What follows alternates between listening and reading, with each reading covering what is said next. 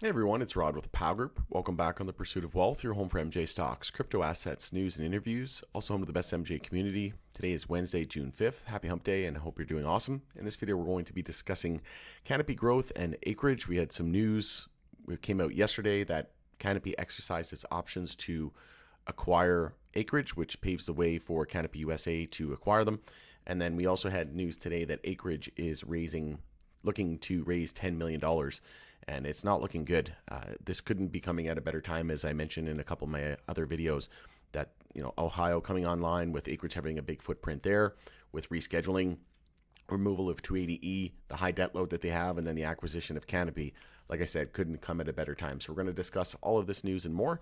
Before we get to it, make sure to smash the like. It helps support me and the channel. It doesn't cost you anything. If you're new, you can subscribe, tick the bell, all that good stuff, and you'll be notified on any future videos or when I go live.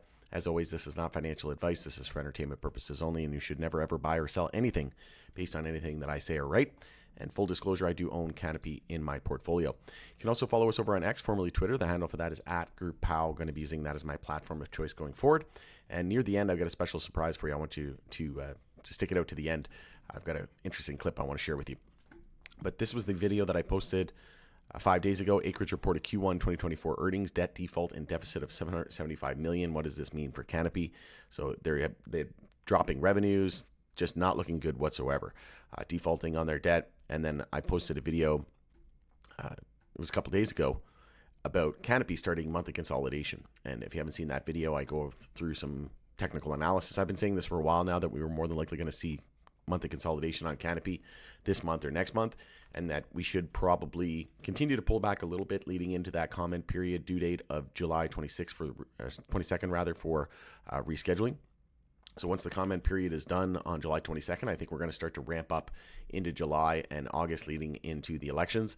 And I think August, September, we could even get a potential ruling. The DEA official said that it could come as early as August, maybe September, but believes that it'll be sometime before the elections, around September, October, more than likely, is what I'm thinking for the actual ruling and approval of Schedule 3 and enactment. So it's looking good. Then we could probably get banking uplisting to U.S. major exchanges, Florida on the ballot, which I think has a good chance of passing, and then tons of other catalysts as well. And we have New Hampshire, Ohio coming online. We have Germany looking to fast track Pillar 2, and we know Canopy has I think it's number 3 market share in Germany.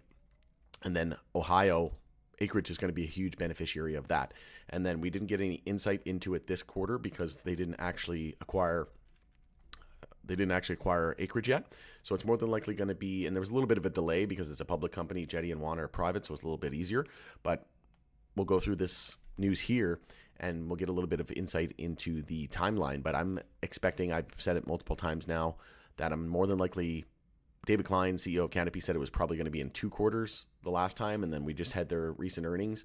So in theory, he said the next one after that. So that would be the next one upcoming, but I don't think it's going to happen then. I think it's probably going to be the one after that. So in 2 reports from now is where we should get insight into the deconsolidated financials of Canopy USA. So we'll keep an eye out for that. But here was the news that broke yesterday, June 4th. Canopy Growth announces exercise of acreage options, paving the way for acquisition by Canopy USA. Most people have probably already gone through this, but I'm not going to read it in its entirety. But they announced today they had exercised its option in part to acquire certain outstanding debt of acreage in connection with the option agreement dated November 15th, 2022. Canopy Growth wishes to congratulate Canopy USA for completing its acquisition of 100% of 2 of the 3 companies of Wana Brands, being all of the equity interest of Wana Wellness LLC and the CIMA Group, in addition to the acquisition of approximately 77% of the shares of Lemurian Inc. Jetty on May 31st, 2024. So Canopy USA's acquisition of Mountain High Products LLC remains subject to regulatory approval and is expected to close in the first half of fiscal 2025. Wana Wellness, CIMA, and Jetty are now subsidiaries of Canopy USA. Closing the acquisition of acreage remains subject to all of the closing conditions set forth in the acreage fixed share arrangement agreement and the acreage floating share arrangement agreement. So it could be a little while before we see that play out. Like I said, I think it's probably going to be 2, maybe even 3 quarters from now where we get insight into the financials. And if we get rescheduling by then, a lot of the financials isn't really even going to matter right now, because if we get rescheduling and 280 goes away, then that's huge, right? That's going to be tons of capital hitting their bottom line, right? So it's almost a moot point at that point. We need rescheduling. If that's going to happen, sometime before the elections, then, like I said, everything else is just noise. Then we're going to see the real numbers after 280E goes away. So these are major steps forward. Debt acquisition terms. So it goes through certain lenders in the exchange of US $69.8 million in cash. So yeah, the optioner entered into various agreements in connection with the debt acquisition in order to acquire approximately US $99.8 million of Acreage's outstanding debt in exchange for US $69.8 million in cash and the release of approximately $30.1 million option premium that was held in the escrow pursuant to the option agreement. So Canopy annual report on Form 10-K for the year ended March 31st, 2024, and the option premium was not included in Canopy's cash and cash equivalents as of March 31st, 2024. So optioner subsequently transferred approximately $2.2 million of the acquired debt to the other lender, the rolling lender, and the call right over rolling lender's $45.6 million remaining interest in Acreage's debt. So they got a lot of debt. And they even said in this video here, they had a going concern over the next 12 months. Let me just go through here. So yeah, they just talked about the interest, rolling interest. No major updates beyond that. And then there was this MJ Biz Daily article, MSO Acreage aims to raise $10 million amid deteriorating finances. So as if, dilution hasn't plagued the industry enough, Canopy set to acquire Acreage and even more dilution coming there. So a day after Canadian MJ operator Canopy Growth exercised its option to acquire Acreage Holdings, the American multi-state operator announced a private placement with institutional investors raising $10 million. They say the proceeds are earmarked for working capital and general corporate purposes as Acreage faces what it called deteriorating financial conditions. So you never want to see a raise to fund working capital and general corporate purposes. You never want to see that. That's generally not a good thing. That means they can barely keep the doors open, right? So if it's kind of accretive or some sort of merger, M&A, mergers and acquisitions, or some sort of strategic investment in a particular brand or product or something like that, those can be accretive and considered positive. But when it's raising money to fund working capital and general purposes, like I said, they're barely able to even keep the lights on. So that's not good. And then the next paragraph, defaulting on loans. Acreage said in its release that it explored numerous funding options the past several months to continue ongoing operations and service its outstanding debt obligations. So again, a lot of what we've seen in the Canadian landscape is going to happen in the U.S. I mean, the U.S. is way more dense, but it's going to have way more competition.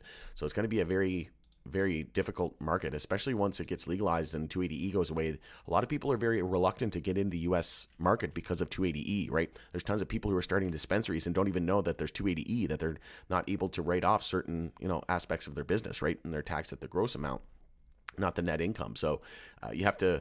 Most people didn't even know that, right? They get a license. They find out later on about 280E. So there's probably a lot of people sitting on the sidelines that are yet to get into the industry because of 280E. Once that, the biggest thing hindering the industry goes away, then there's going to be a lot more competition, right? And then once LPs start to come to the US, then it's going to be even more competition, right? We know that LPs are becoming MSOs and vice versa. MSOs are becoming LPs. We know that Canopy, through the options, like I said, set to customary approvals and whatnot, they're set to acquire Acreage, right? So Canopy becoming an MSO, multi-state operator, and, Curaleaf acquired Northern Green Canada, now become a licensed producer or an LP. The writing's on the wall, right? It's going to be fierce competition, and there's going to be tons of mergers and acquisitions. There already is. Like, there's a lot in the U.S., but there's even more so in Canada. There's tons of companies that are going insolvent, either creditor protection or bankruptcy protection. And as of right now, there's going to be a lot more, I think, just in our own backyard here in Canada and then in the U.S. But once we see full-blown descheduling in the U.S., there's going to be way more. We're going to enter the blue chip phase, right? Which is going to be where, mega mergers happen, where you see maybe even like a Curaleaf and a Tilray, or a Canopy and a Cresco. Who knows, right? I'm just pulling names out of a hat. But, at the end of the day, we need to expect that blue chip phase. And that's not going to come until at least the U.S. deschedules it.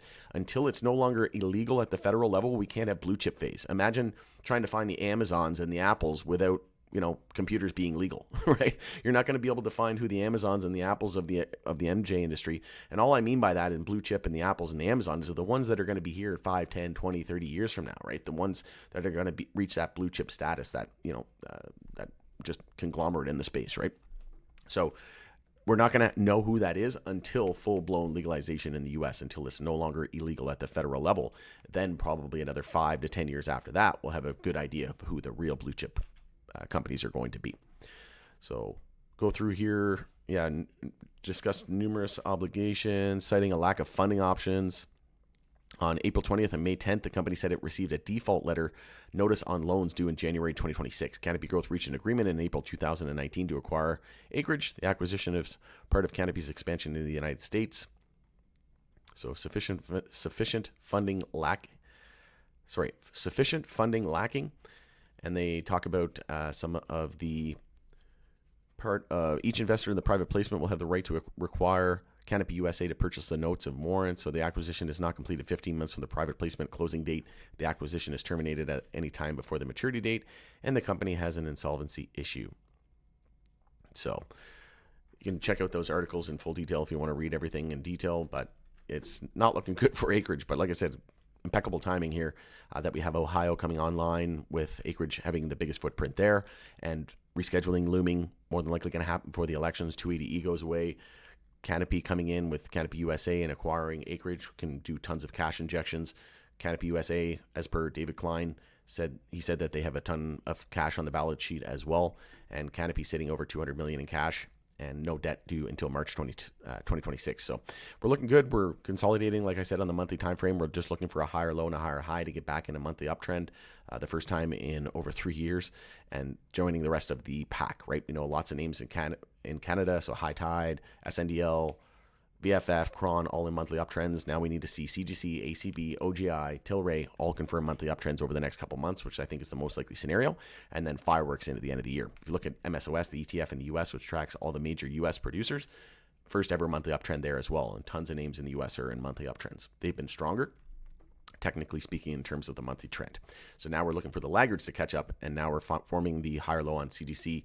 We are right at the golden pocket there at the 618 at 740. It's at 741, and we hit 740, so we're right on that. If we do drop below 740, the next one is the 0.786 there at 532. So I think somewhere around that $7 to $5 is going to be where we form that monthly higher low. And again, check out this video that I did. I go through in-depth analysis, but it's looking good. We have a lot of support in that $6 area. We also have the 50 weekly there and the 200-day moving average there in that 650 area. So like I said, that $7 to $5 is going to be a sweet spot looking for a monthly higher low. And as promised, I want to share this video here. I posted it. It's a short video, and we'll share this with you now. And it has to do with Congress being banned from owning stocks, which I've been talking about for a while now. You brought with you $1 million in cash, which I've never seen before. I've never seen $1 million in one place. I've never even seen $1 million check. You don't trade any individual securities, buy any individual instruments, including Bitcoin, because me and Alexandria Ocasio-Cortez and Matt Gaetz actually have a bill that we want to become law banning the purchase and trading of securities by members of Congress. I don't think we should be doing any of that because we have too much insider information. Well, many would argue that that has benefited the likes of Nancy Pelosi as well as some other representatives, current and past, where they do have inside information and have been able to trade off that information and really increase their portfolios. What kind of support do you have for this bill, and what would it entail? We have the American people support. The vast majority of Americans, Republicans, Democrats, and Independents, support my bill, so I'm going to push very hard. Well, you got Matt Gaetz and AOC. Right. So clearly some unusual bipartisanship on that front. You don't trade any individual. All right, so as of right now, that is our official top indicator warning. Usually when they start to cut rates in the U.S. is not a good sign. And then when they ban Congress from owning stocks, I think that's going to be, there'll be no reason to keep it up, right? The Nancy Pelosi will be forced to sell. They'll all look like heroes. And then there'll be no reason they'll create like a 3-4 year bear market. It'll probably take 10 years before the S&P bottoms out and then hits a new all-time high. It's not looking good. So make sure you're preparing for the worst and one of the biggest market crashes in history. I think we could easily pull back 40-50% from the all-time highs on the S&P 500, hit a new all-time high today, monthly bull flag targeting 620. So who knows, maybe we hit 600, 620, 650 and then pull back 40-50% plus, but it's not going to be good no matter how you spin it. So make sure to check out that video on how I'm preparing for one of the worst market crashes in history if you haven't already seen that. Let me know what you think of this news, but like I said, great timing for Canopy to come in and get Acreage, and great timing in terms of rescheduling Ohio and Canopy USA acquiring them. But yeah, couldn't have came at any better time, just in the nick of time. All right, it's Robert with Power Group. Thanks again for joining us in the Pursuit of Wealth, and we'll see you again on the next video.